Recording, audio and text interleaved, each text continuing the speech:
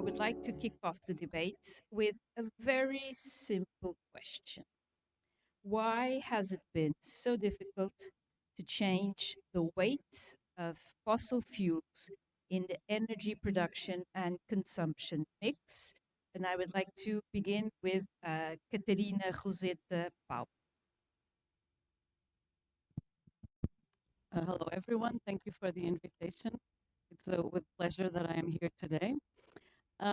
The short answer is that there's a lot of inertia in the energy system. So investments are used for a long time. So that's the short answer. The more interesting answer is the economic incentives are still not against fossil fuels. So just to give you two strong examples of that.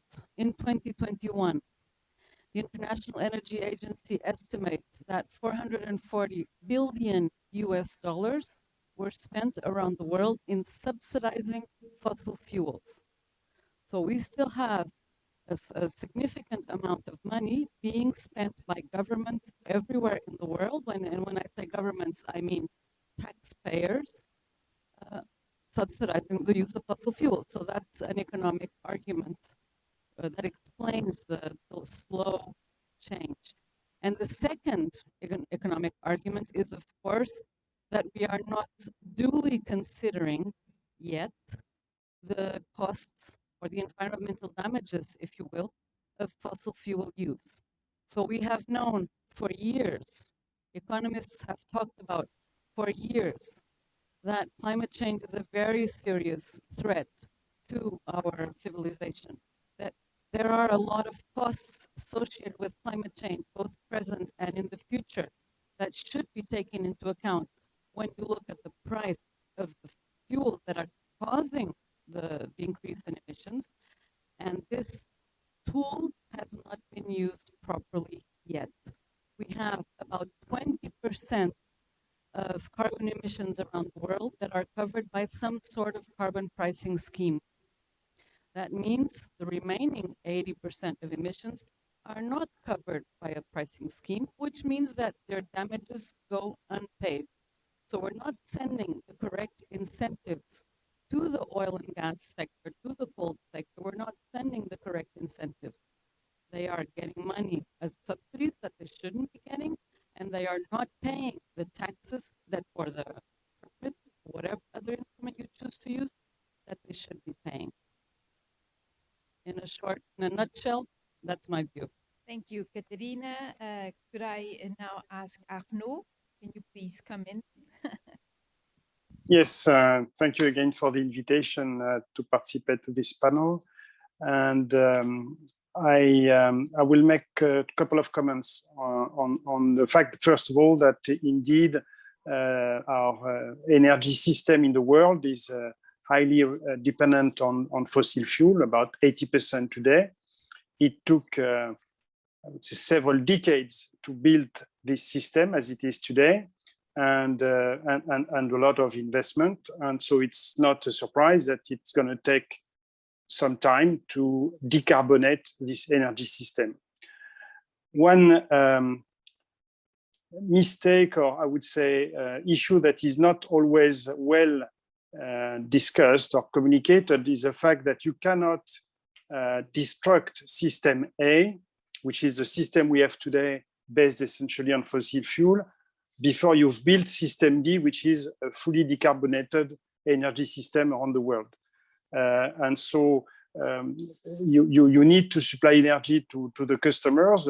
All the human activities rely on energy, and therefore it's important to take this element of building a new system whilst keeping, of course, energy supply, which is as much as possible, so affordable. That's the number one.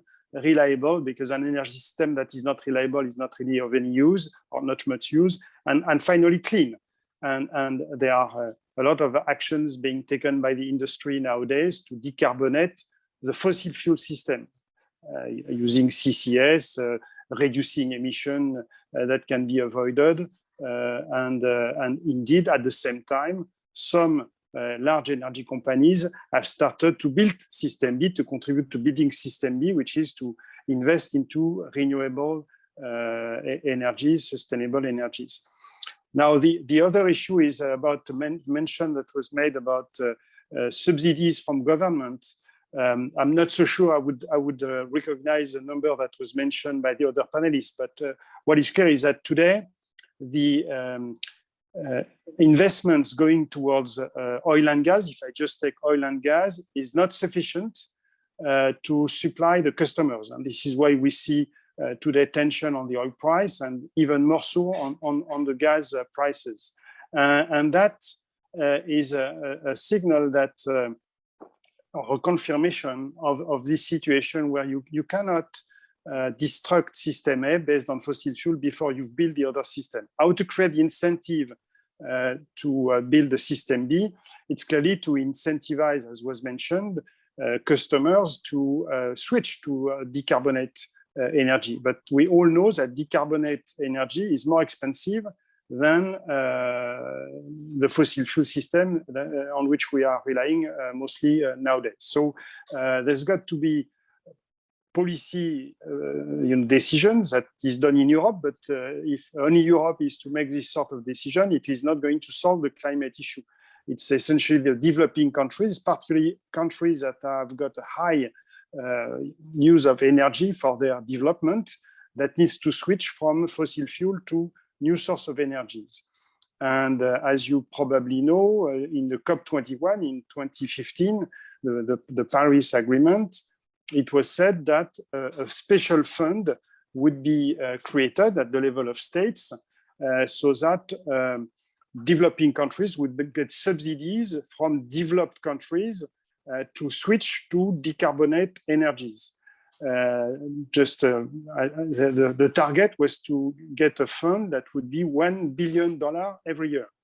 And at last COP26, this amount is only 10 billion. So you can see that we are very, very short of providing the condition on an international level for the subsidies, or for, in fact, promoting decarbonized system of energy in the future. We are short of policies and essentially money that would be going into the new system. Could I now have a brief comment from Tokyo, please? Thank you very much for introducing me. My name is Takayuki Nogami from Tokyo. Thank you for inviting me to this precious moment. I'm very much honored to join and contribute to this session. So now I'm bring you a little bit about my comments. Actually, the couple of conditions are needed for energies which can be broadly used to support our modern society.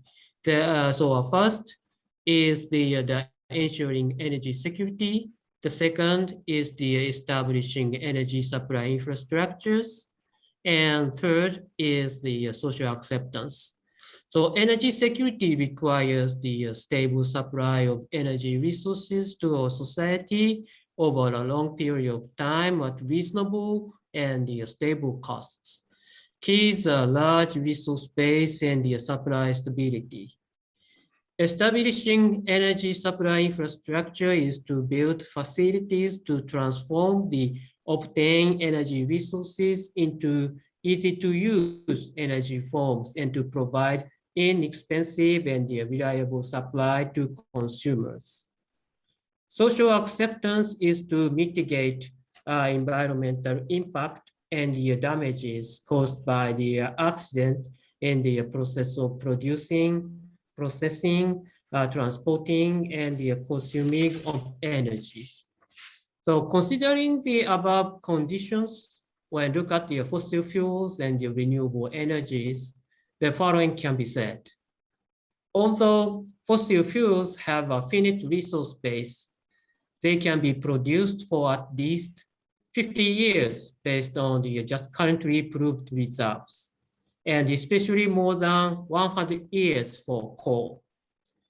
On top of that, although oil and natural gas supplies are dependent on the Middle East and Russia, which is said to be sometimes stable supplies are threatened, it is rare for us to have real and big supply disruptions.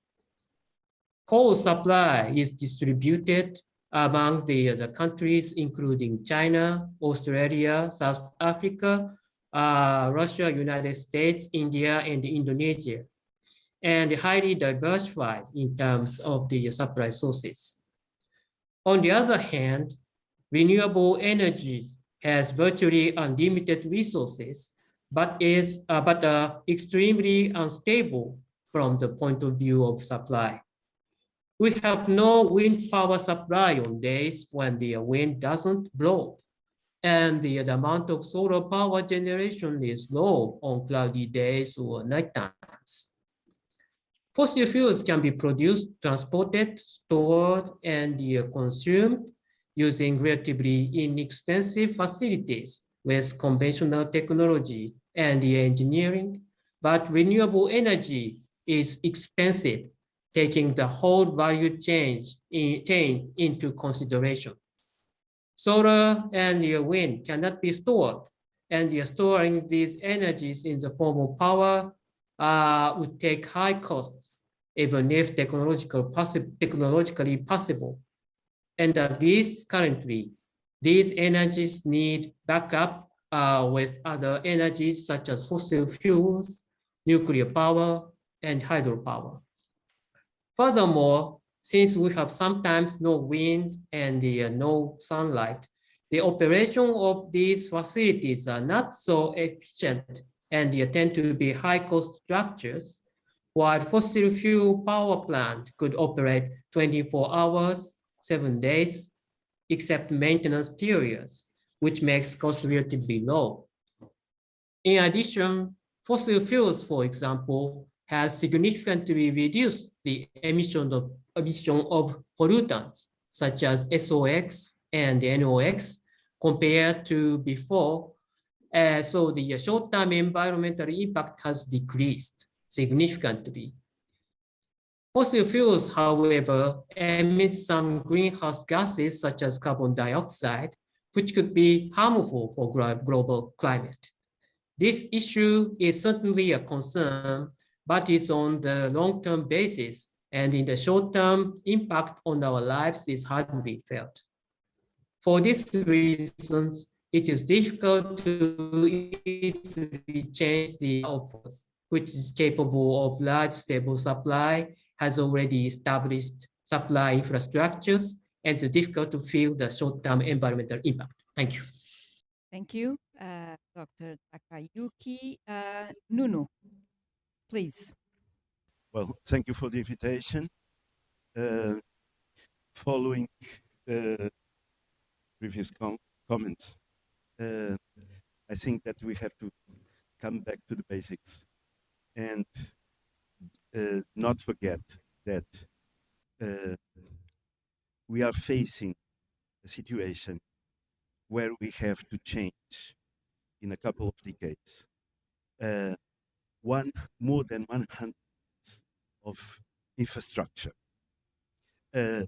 So for more than 100 years, we adopt all our not only economy, but also culture, I would say, to oil. If you look at the famous book from Daniel Yergin, The Prize, you have an image of how the oil era adjust the world in the last century. We are talking not only of resources and technology, but also geopolitics and everything around this this period, this era, where we were completely dependent and addicted on oil. So, first of all, and I think that for policymakers, it's important to take into account that what we are what we have to do is to change something that have 100 years of history, investments, attitudes, culture, adaptations, etc. Secondly, I think it's also important to not forget that around 1/4, 25% of hydrocarbons are not used as a fuel on combustion engines. They are used as a raw material, as a basic product for all sorts of industries, and that is something that have an impact, and it's so difficult to adjust all the chemistry, all the chains of different products that at the end they used hydrocarbons, and that's another, and it's not a small part of the problem, because we are talking of around 25% of hydrocarbons that are used for other than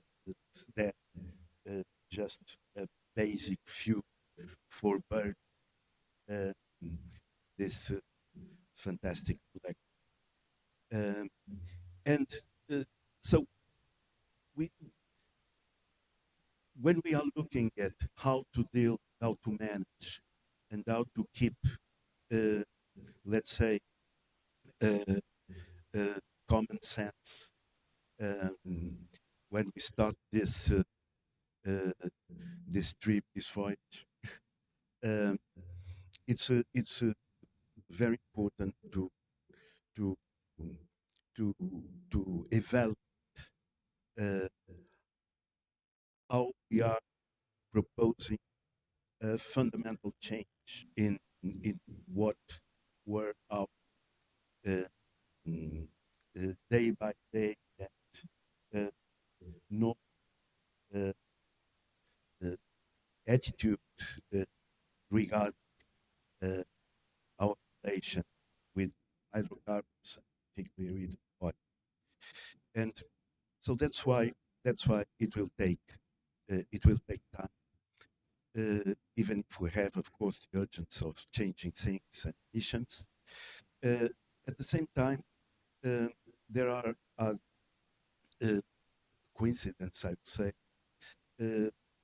We are living a fantastic period in terms of the world economy, where billions and billions of people are coming out of extreme poor and poverty, and so even when, let's say, North America, Europe, Japan, all the developing the countries of the, let's say, first world are making efforts, real efforts, to use with a higher efficiency on the natural gas. At the same time, have the pressure of the newcomers, and we are talking of billions that want to access to this world, to this and the use of oil and gas. So it's very difficult to balance and keep, let's say, pragmatic approach to this situation, and I think that we will take some, at least during this decade, the pressure for increasing the production of oil and gas will be there. But of course we have to start changing things. But what we are is to substitute uh, an infrastructure, a fundamental infrastructure that we take more than 100 years to build. Well, thank you all for such interesting questions. We have a lot of food for thought already in the table. I know Catarina wants to come back to some of her and to respond to some of the comments, but I will also like to introduce another dimension to this debate, which is we, of course, from our point of view, we tend to think of fossil fuels um, from the side of the consumers and what we need to do to change in terms of our way of life. My question would be, and what do we do, or how can we overcome the impact of this structural change in the countries that depend on producing or exporting, as for instance, natural gas or oil, in the sense of we tend to think of the impact of all of this big change, and I absolutely agree. We are changing a way of life in all of its dimensions. But how can we do this when we look at countries that are so dependent on oil and gas export? That has also huge consequences socially, economically, and I think that would also introduce, to put it mildly, instability into international relations. So I give now the floor to Catarina, and then I would like to come back to this question. A couple of previous speakers mentioned that fossil fuels are still a good idea to keep in the system because, among other things, they are cheaper. So renewable energies are in some way more expensive. Now, I believe that fossil fuels are actually much more expensive if you properly account for the environmental damages that they cause. Now, I will give you the following analogy. Suppose we were comparing production of any good using slave labor versus production with laborers that are paid for their work. You could tell me, oh, this is not feasible because with slave labor, it's much cheaper. But we don't accept slave labor anymore. So my question is, why do we accept these environmental damages and say, oh, well, that's not good, but it's still cheaper to do it without looking at that? As Antonio mentioned in his earlier panel today, currently, at least for power supply, I know this is not true for every fossil fuel use, but at least for power supply, other sources are currently competitive in terms of cost. If you take into account carbon pricing, they are competitive in terms of cost. So that is to say, they are cheaper indeed. If the costs are duly accounted for, renewable energy sources are currently, today, already cheaper than fossil fuels. Of course, if you omit a significant component of the cost, which is the environmental damage, they are more expensive, just as it would be the case if you omit the cost of labor from any production process. That would be much cheaper. And then the slave labor industries would be seen as cheaper and so nicer. Okay, so that's, I think, a major point. When we talk about being expensive, we need to understand what costs are being accounted for. This is very important. Now, to answer already Raquel's question, what about producing countries? Well, when a country is exploiting a non-renewable resource, as all fossil fuels are, from a human point of view, at least from a human timescale, all fossil fuels are non-renewable. Good economic management would say they need to be investing whatever rent they get from fossil fuel exploration into alternative assets. We have an example of a country that does that very well, which is Norway. Norway has a gigantic fund which has been collecting for decades the proceeds of their exploration of fossil fuels and investing in the country in education, in technology, in innovation. So this is what exporting countries need to be doing. And they don't need to be doing it today. They should have started. This is not something new. The original result of non-renewable resource management is from 1931. It's a Hoteling paper from 1931. The Hartwick rule that tells economists how much exactly do you have to invest from the rent of the non-renewable resource is from the 1970s. No, I see you have raised your hand. I'll start to answer the question about the producing countries, because I think that there are good examples of successful, I would say, conversion of economy highly dependent or relying on in fact, depletion, whatever it is, of renewable, of natural resources. And Norway is indeed a good example.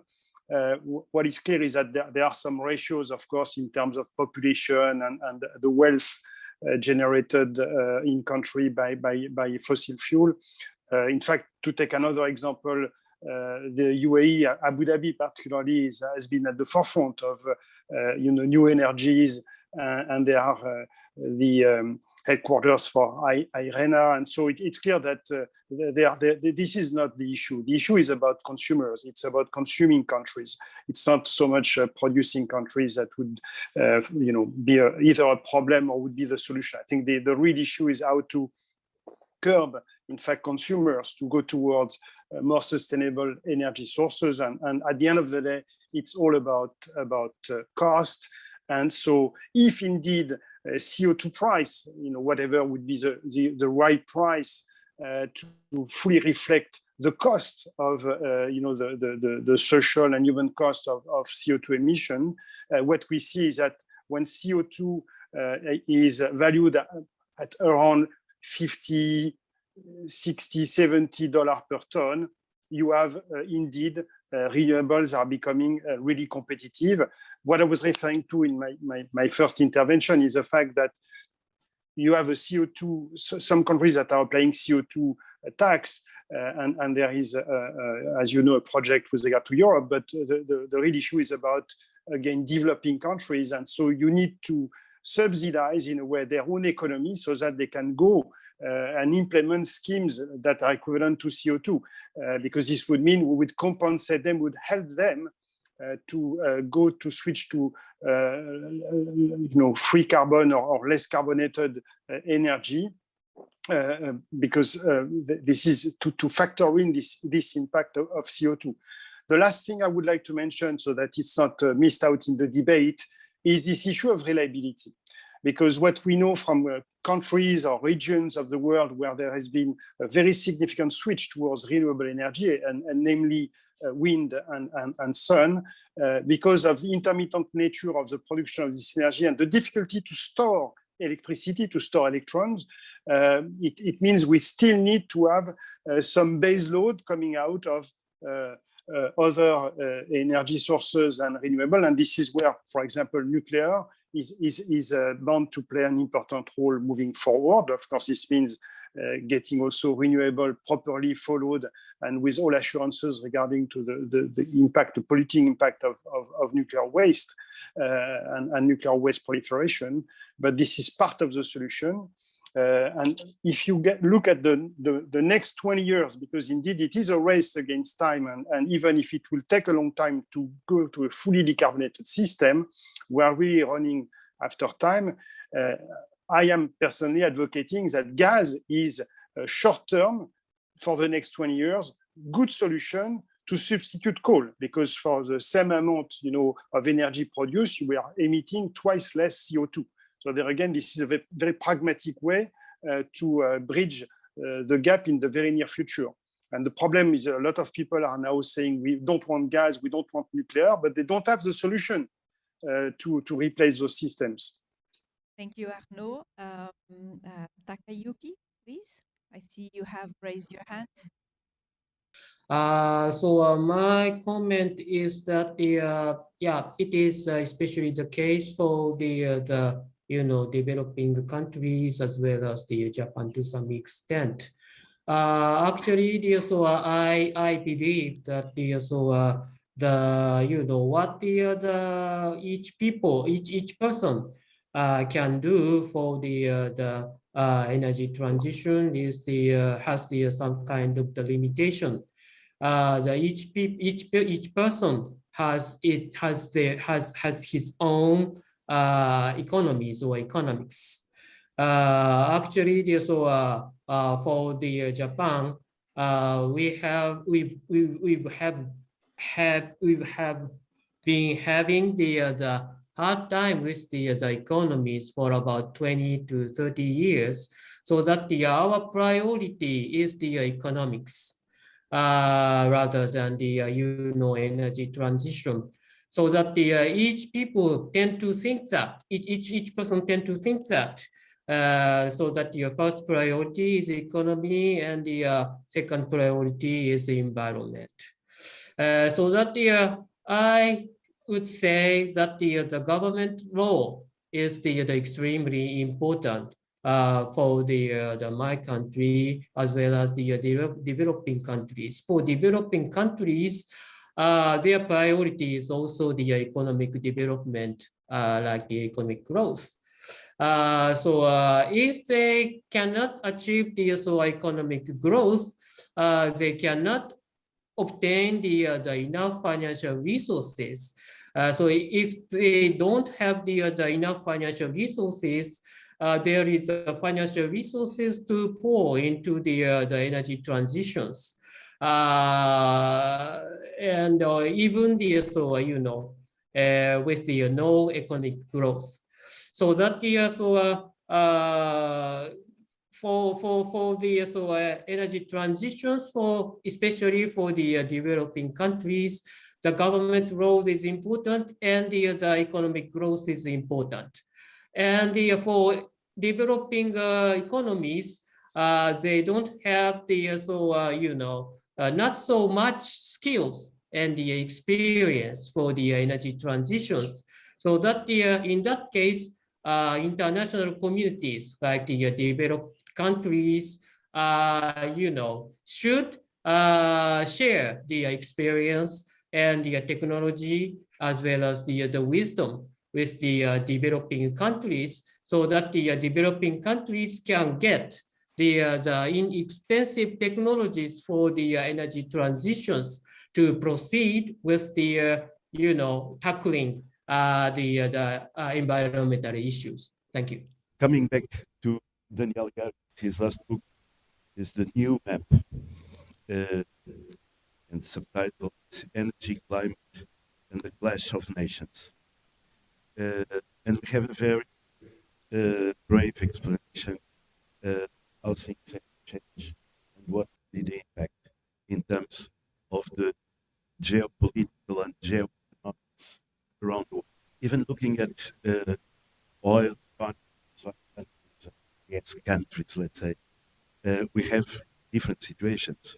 One thing is Nuno or South Asia that have some, let's say, social stability in terms of at least solving problems of poverty. Are oil countries like Nigeria, Venezuela, and some Africa,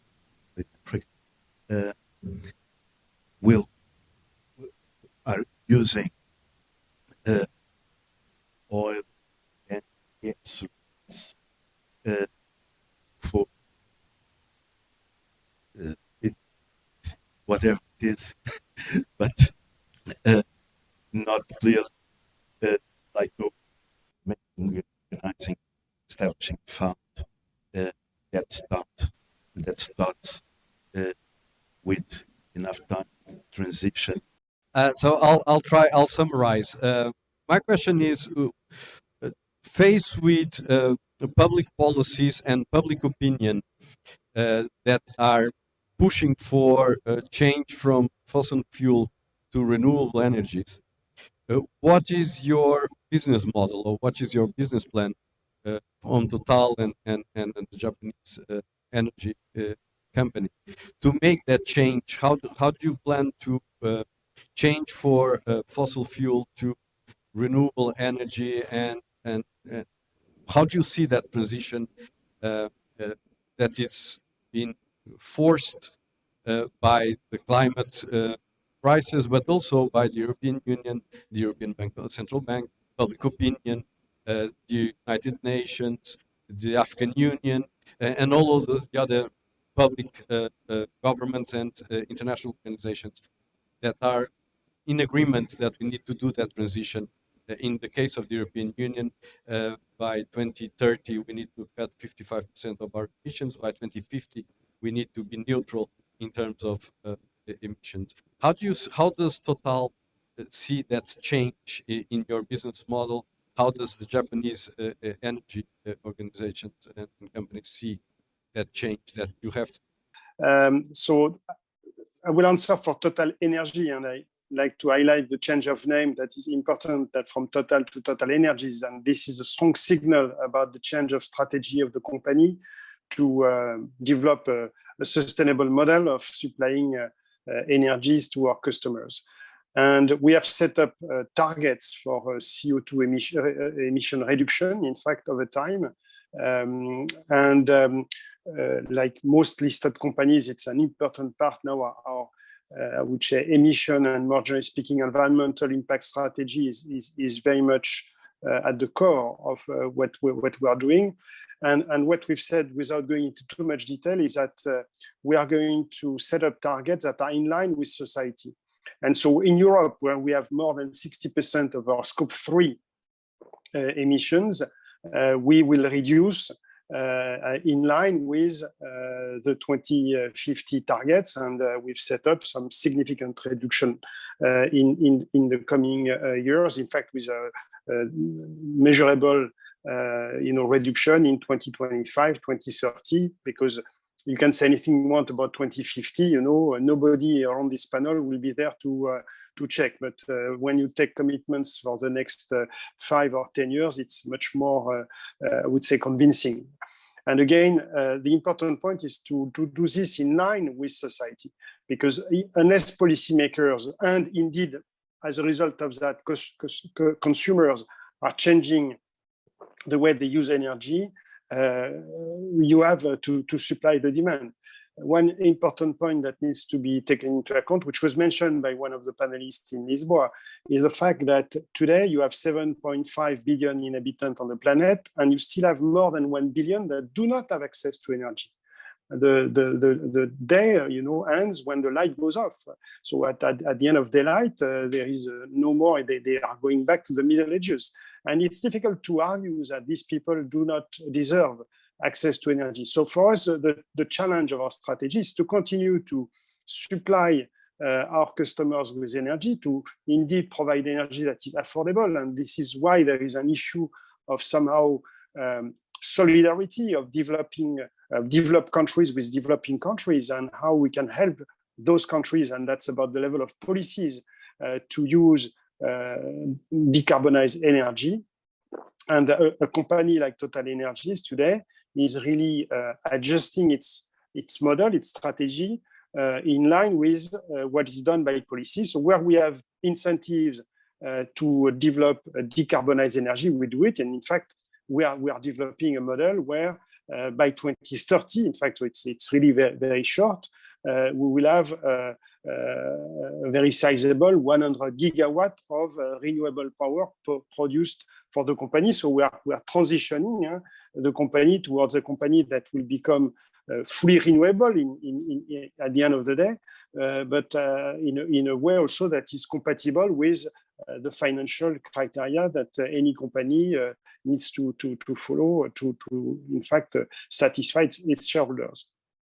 So our organization is the JOGMEC is wholly owned by the government, and so we are doing our businesses for the energy transitions in line with the Japanese government policy.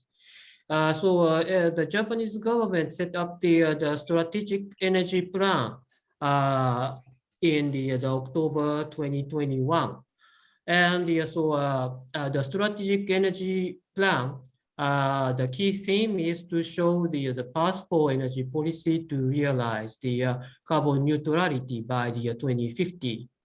And the reduced greenhouse gas emission by the 46% in the 2030 from its the 2013 levels, while continuing strenuous efforts to challenge to meet the lofty goal of cutting the emission by 50%. And in the midst of the global move of decarbonization, it is important for Japan to lead the international role, making an improvement international competitiveness through the decarbonization technology that has been fostered so far, and the innovation further contributing to the decarbonizations. So the share of the renewable energy is currently 18%, and the share of the renewable energy we are planning to raise to the 36 to 38% in the 2030. And at the same time, another important theme is to overcome the challenges Japan's energy supply demand structure faces. On the major promise of safety, efforts will be made for energy security and the economic efficiency of energy while promoting climate change countermeasures. So strategic energy plan mainly consists parts of the progress in the past decades after the accident of TEPCO's Fukushima Daiichi nuclear power station, and the challenges and the responses of achieving carbon neutrality by 2050, and the policy response to the 2030, looking ahead to 2050. So that in accordance with so in line with the Japanese government policy, we are especially focusing on the the natural gas as the transitory measures with the introduction of the CCS. So we might not have the favorable site for the CCS domestically, so that now we are looking not only domestically but abroad. So now we are now seeking the appropriate site for the CCS in Australia. And then we set up the CCS site, and Australia is the natural gas producing countries. So that in Australia, this is the one of the ideas we are having. But after the production of the natural gas in Australia, they transform the natural gas into the the hydrogen or the ammonia, and then with using the CCS, the CO2 arising from the process, and then they transport the hydrogen or the ammonia to the Japan, and then they use it to the fuel cell vehicles or the burn in the power plants. And also we are seeking to develop the geothermal energies. There are some sites of we can use the geothermal, but so far the utilization of the geothermal energy is limited, because most of the geothermal energy is located in the national parks. So that we are now working for how and what we should do with the developing the geothermal energy without damaging the natural wealth in Japan. And from the standpoint of solving climate issues, nuclear is seen as one of the important energies. Japan will use the nuclear power at where it is available, but we have to clear the big hurdles of the public acceptance before that. Since we had the better experience about 10 years ago, when we had a big earthquake with tsunami hitting some the Fukushima nuclear power plants. So many Japanese nationals feel safety concerns on nukes and they tend to oppose restart nuclear power plants, which stopped since the earthquakes. So we see it would still take a long time before we can introduce and deploy nuclear power plants to make energy transition more smoothly. But the Japanese government tried to persuade the Japanese people to proceed with the energy transition with using the nuclear power. Thank you. In terms of Endesa, part of the NL, we are doing everything to anticipate all the milestones that we have to deal with.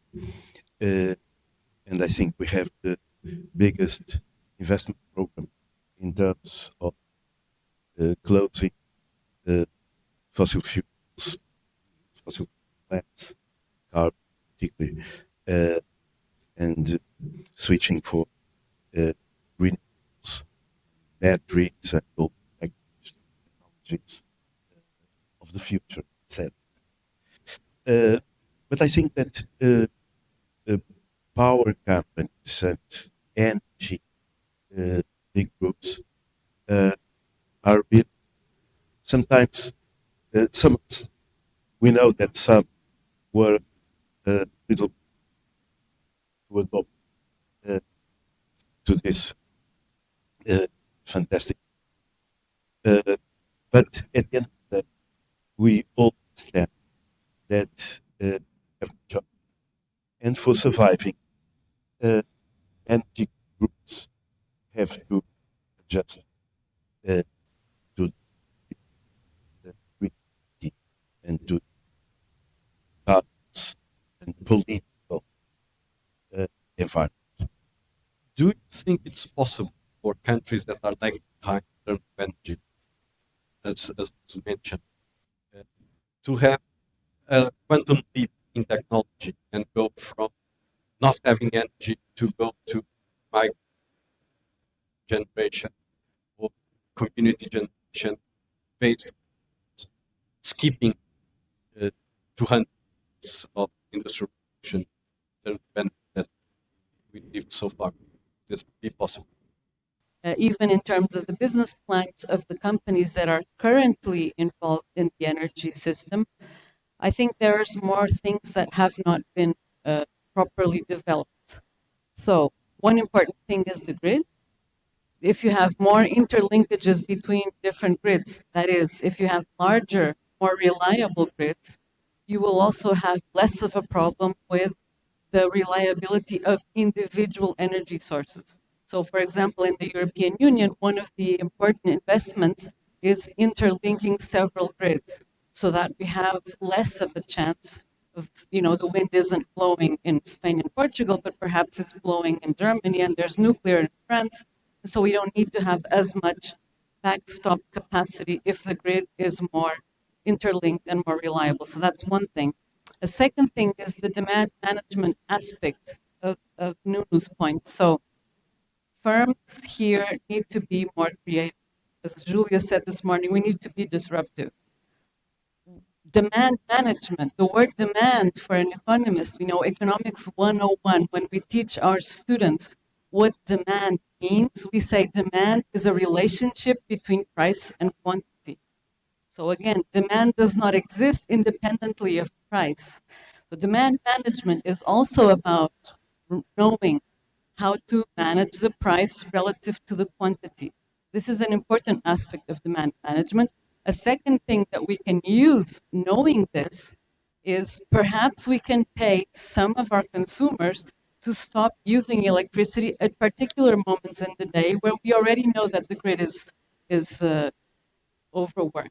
So if you have less supply, or if there's a question of reliability, maybe people can have a contract with their electricity supplier that says, if you allow us to turn off your refrigerator remotely, and with a smart grid, you can do things like that. And Enel is a pioneer in smart grid. So I think really there's a business model out there that is much more innovative and much more consumer-centric that also helps you solve the reliability issue, that also helps you make the energy system as a whole more flexible and less reliant on the technologies of the 19th century.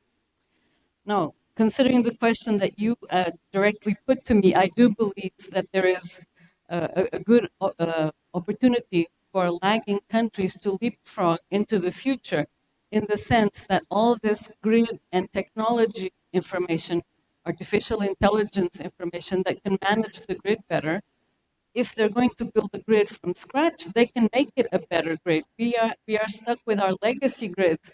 They don't have that. So they can, when they do invest in this type of, we're talking a lot about electricity, but when they do invest in the electricity grids, for example, they can make their electricity grids already ready for the future.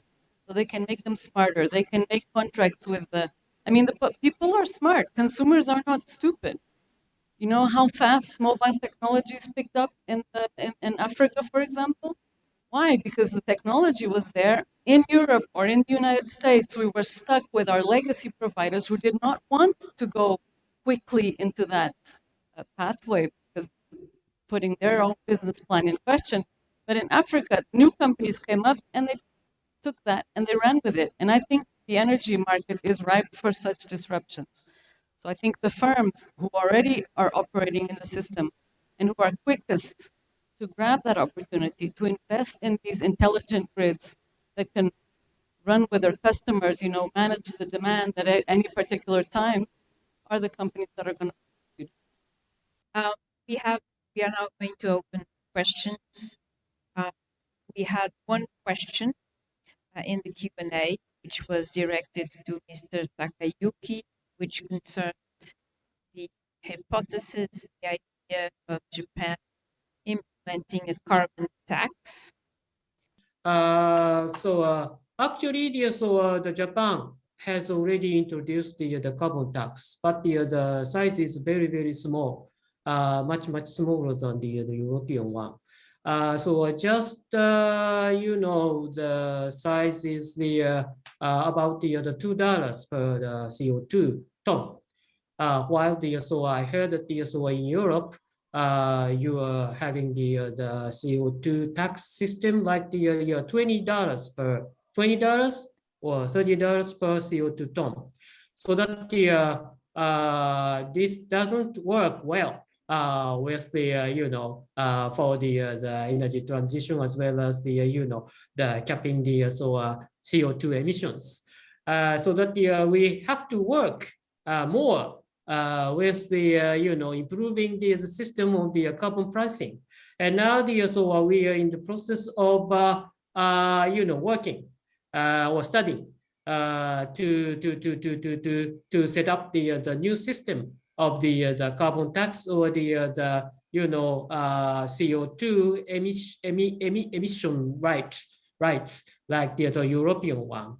Now we are now working for designing, but in the case of the CO2 tax, the Japanese nationals tend not to like the tax system. When we introduced the consumption tax for about 10 years ago, and then raised the tax rate for about 5 or 6 years ago, it hit significantly in the consumer's behavior, not to spend the money for the consuming only the goods or the services, so that it hits the revenues for the government. So if we raise the CO2 tax significantly, it could hit the consumption again, and then it hit the revenue amount to the government. So the objective of the CO2 tax is to raise the funds for the various efforts for the energy transition, like the R&D development for the CCS, or the reduction of the cost for renewable energies, or the some kind of the new technologies for the energy conservation. Energy conservation is one of the most significant measures for Japan to tackle to the global climate change issues. Japan also suffered major economic damages during the oil crisis of the 1970s during the lack of resources domestically. So we learned the lessons obtained from the damage that the energy conservation is the one of the most important tools. So that we want make the technological innovations for the CCS or the renewable energies or energy conservation. But if we don't have enough funds, we don't have enough activities for the these kinds of the energy conservation or the CCS or the renewable energy cost reductions. So that this is the quite the delicate issues. So that we are now studying and working to design the CO2 tax systems or the CO2 emission rights systems deliberately. Thanks. Thank you. Arnaud, see you have raised your hand. Yes, thank you. We're coming to the end of this panel, and I just wanted to share with you a couple of points. First of all, I think that what happens in Japan with regard to the nuclear energy, and this is post-Fukushima, I think is a good illustration of the dilemma of governments when they are facing a situation where they have, on the one hand, some solutions that they could implement, in fact, already built power plant that they had to shut down, and that's due to the I would say, reluctance of the public opinion to see these nuclear power plants being put back in service. And there is indeed a challenge that the limit of policymakers is acceptability by voters at the end of the day, by the people in one country. So I think we must keep that in mind, because unfortunately it shows the limits of what can be done. Even if you consider you had unlimited, financial capabilities, you still are facing this issue of getting people ready to accept certain things. And it's fair to say that the issue on CO2 acceptance is becoming, more and more real, and so somehow it is influencing positively general opinion towards spending a bit more money, being ready to pay a bit more to have a cleaner energy. I would like to end up with a piece of good news, because we didn't speak a lot about technology, but there are a lot of technologies already available to reduce the emissions, the CO2 emissions, particularly associated with energy production. And we mentioned about CCS, we mentioned about, of course, hydrogen, we mentioned about ammonia. So there are plenty of solutions, and we know how to reduce, to better use energy, in fact, reduce or insulate better the houses, the homes, how to better use energy in thermal engines, how to use electrical engines to store in batteries. So a lot of things, the technology is there, and there will be new technology coming. You can be sure that human mind will find solutions. So we need to be hopeful about the future. And the other piece of good news is that a lot of things are changing, even if it's not probably quick enough. But it's fair to say that a lot of the energy industry has started to shift towards investing into renewable energy with a long-term view on the evolution of the markets. And I think that this is something that is also showing good progress in the right direction. Thank you for inviting me to this panel again. Thank you. I think that it's now a good time to finish. Merci, Arnaud. Arigato from Tokyo. I think that we have, we had a very diverse and heterogeneous panel: policy making, business community, academics as well. And being an academic myself, therefore, I feel fully validated by Catarina's perspective. I think that we can take from this panel many different issues. The need for a global concert, not just European Union or some countries leaving. Cases of inertia regarding some particular situations, the issue of economic incentives, but also the need for the realization that we are talking about a whole change of our way of life and introducing to this equation a new geopolitical, geoeconomic uh, situation, to put it mildly. As I was listening to all of you, I was thinking about, for instance, the particular issue of rare earths and the fact that they are so needed for wind turbines, and the sense that that also entails the fact that China has a huge slice of those rare earths on globally. So much needs to be addressed and thought about. And so, in that sense, I thank you all. I've learned a lot today regarding this difficult and at the same time fascinating issue. And just a very quick, uh, quick note. I think that when we look at this energy transition dynamics, I think that we should definitely pay more attention to the case of Japan with all its economic issues regarding like energy resources, dilemmas regarding nuclear energy, and so forth. So I think it was a good example. Thank you, Arnaud, for emphasizing that. And on a brighter note, I'd just like to say that we reconvene at 2:30 after lunch, and we will be addressing, will the ocean be able to power the world with cleaner and renewable energies? As you can see, we have a lot of food for thought after lunch. Thank you.